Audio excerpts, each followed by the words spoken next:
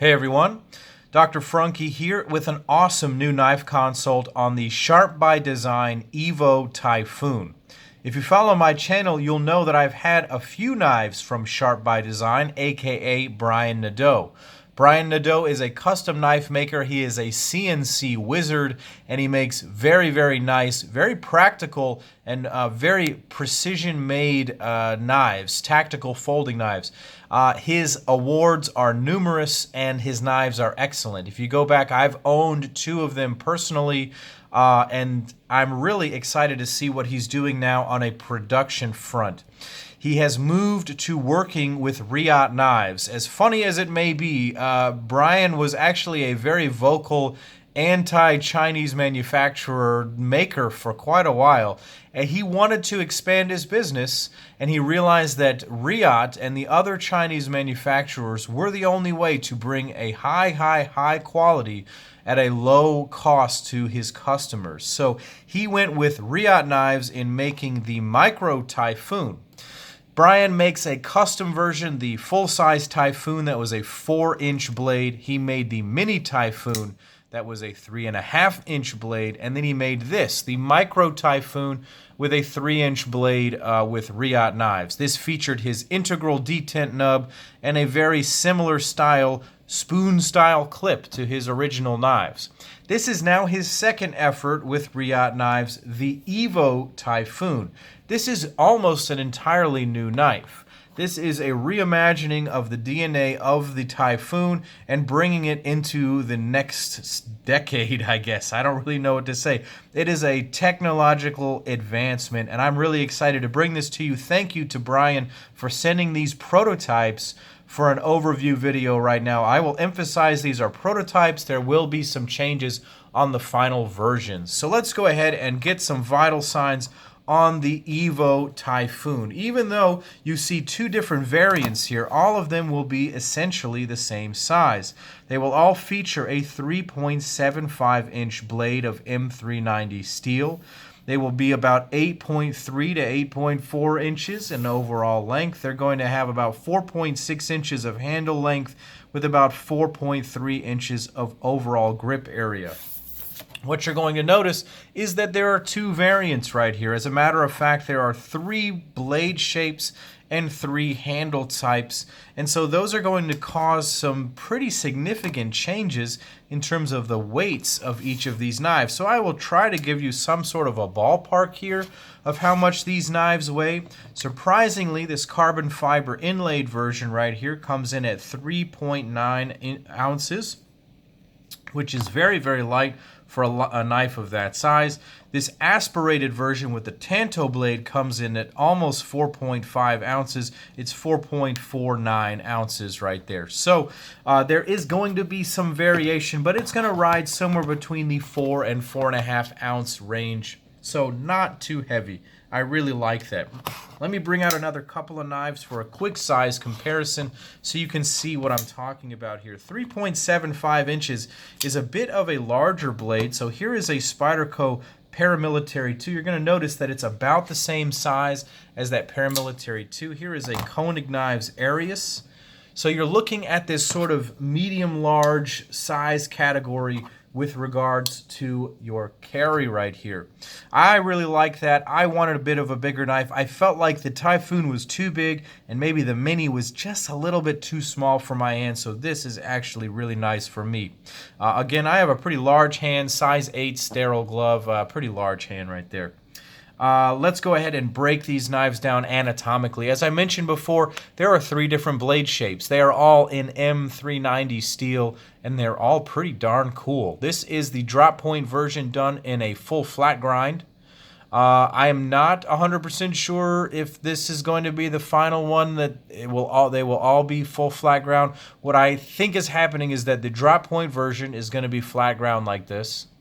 It features a fuller, which is bead blasted. The primary bevel is belt satin finished. The top swedge is belt satin finished.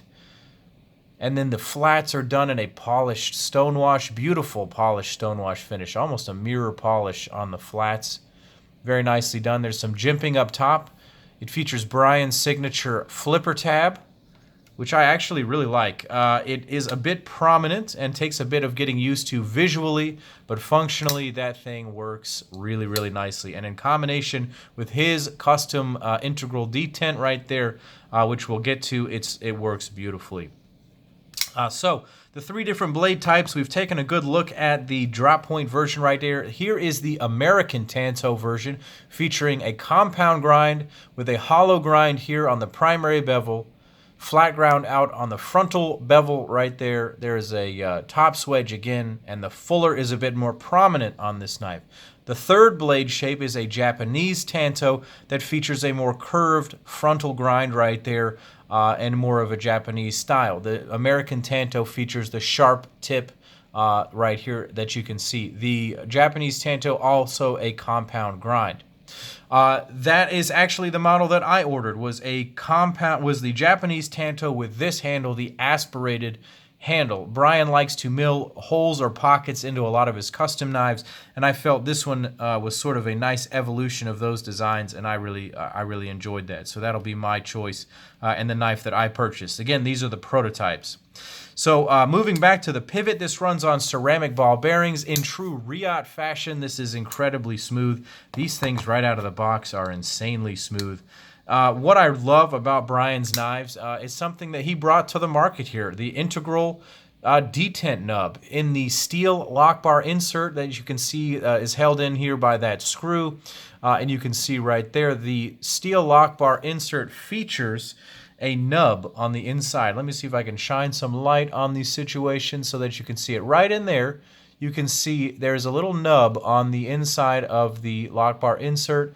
That is a ramp that holds the blade in place. So instead of a ceramic ball bearing, as you have on traditional knives, this one features that little ramp. And so when the knife is deploying, it ramps smoothly onto the blade. And when the knife is closing, it also ramps smoothly onto the blade. And so there is not the transition, as you see in almost every other knife, a folding knife with a frame lock out there, that there's a ball bearing in there that causes that, catches that edge of the spherical ball bearing. That is removed by using this integral nub. So very cool little feature. Moving back to the handles, as you can see, I have 2 different versions right here. This is a carbon fiber inlaid version right here. The inlays are glued in.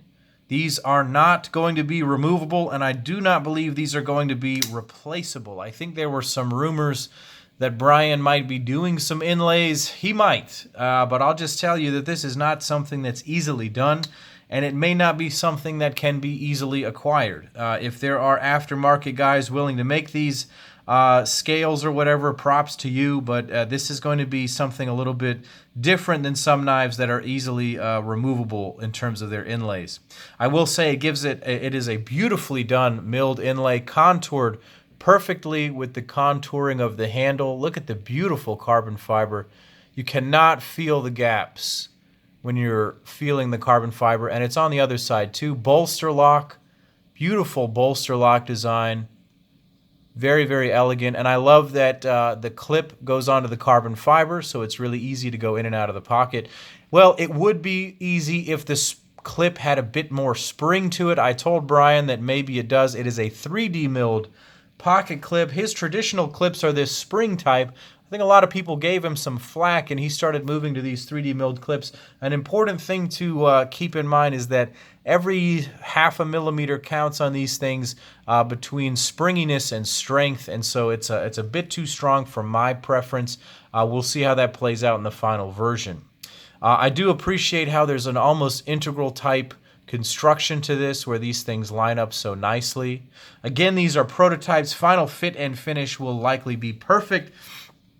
These are test prototypes. I know that he's going to change some of these little bits here. He's going to round this off and make some of these a little bit different. But more or less, these are going to be the knives, and I will say they are fantastic. The action is amazing. The size is amazing. The weight is amazing. The quality is amazing, and the price point is acceptable. At $375, these are going to be a very good and compelling choice in the high-end knife game and are excellent, excellent choices. They will be delivered sometime in March. So thank you guys for watching. Tell me what you think of the Evo Typhoon down below. Click like and subscribe to my channel. Follow me on Instagram, and take care.